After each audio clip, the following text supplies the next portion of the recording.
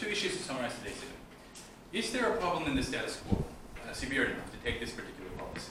Now, they have completely ignored all of our analysis about political and geopolitical implications. They only asserted that we only talk about economy, but that's not true. The first thing that Mitsushi said is that since Taiwan government has never officially announced giving up the independence of Taiwan, number one, every time when there is an election of China and independence issue becomes a very key issue. And as a consequence of that, political discourse gets focused and spends more political capital and cannot, as a consequence of that, spend more political capital on things such as social welfare and education. There was no response on that. But second of all, we talked about how when every time there's an election, political and military tension in the region heightens because China necessarily feels the necessity to put pressure upon that, and that negatively impacts the economy, negatively threatens the Taiwanese people of fear of missiles. So it's not just about economy, ladies and gentlemen, that we talked about. We talked about geopolitical implication, the political implication in Taiwan, and the safety of the Taiwanese people, which they seem to completely ignore. So the only response we heard from the negative was a response in terms of economy. And the only response on that was to say, Taiwan economy is doing great right now, so there's no need to give up the independence right now. They didn't explain why the independence movement particularly had any positive effect in Taiwanese economy at all. The fact that Taiwan economy is doing good right now, and at the same time Taiwan is not independent, merely proves that independence movement, or the stance of independence, has nothing to do with Taiwan having a strong economy. They haven't proved how independence movement will positively affect Taiwan economy at all, ladies and gentlemen. And that was a major problem of today's negative case. Their stance in terms of how far they're willing to go in terms of independence was extremely unclear. Are they going to support active independence movement and fight against the Chinese authority? It was very unclear, ladies and gentlemen. The second issue that I would like to talk about in terms of this debate is how would China react to this policy?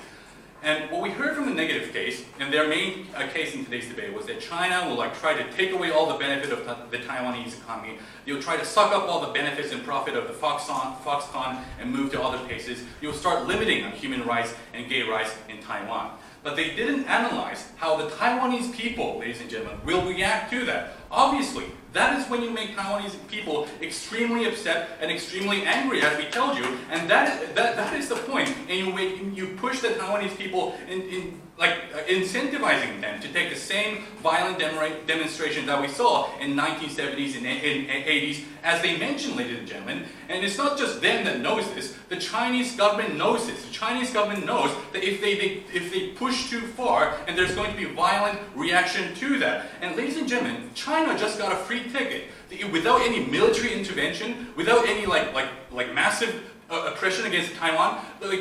Taiwan has freely basically given up their independence. So why would China have any incentive to give up that free ticket and impose harsher regulation upon Taiwan, ladies and gentlemen? And their example of how the Chinese authority crackdowns on Uyghur and Tibet is not an example to support the negative case. It is an example to support the affirmative case. Because the reason why, as we mentioned, the reason why the Chinese government cracked down so harshly on Uyghur in Tibet is precisely because there is an independence movement, ladies and gentlemen. So if we take the very reason why there is a crackdown, then why would Chinese government have any incentive to additionally crack down on the Taiwanese people? Moreover, they were completely negligent of all the refutation given by the government whip, and how there's obviously going to be massive international criticism against the Chinese government if, for example, China starts sucking away the profit of Foxconn, ladies and gentlemen. Obviously, it is an unrealistic assertion to say. So what we told you, ladies and gentlemen, is although Taiwan's economy is doing good right now, when you consider 5 years in the future, 10 years in the future, every time when there's election that threatens the Taiwanese people's life, that threatens the political system of Taiwan, and threatens the economy of Taiwan, we think that now is the extremely important time for Taiwan to give up independence. We are extremely proud of it.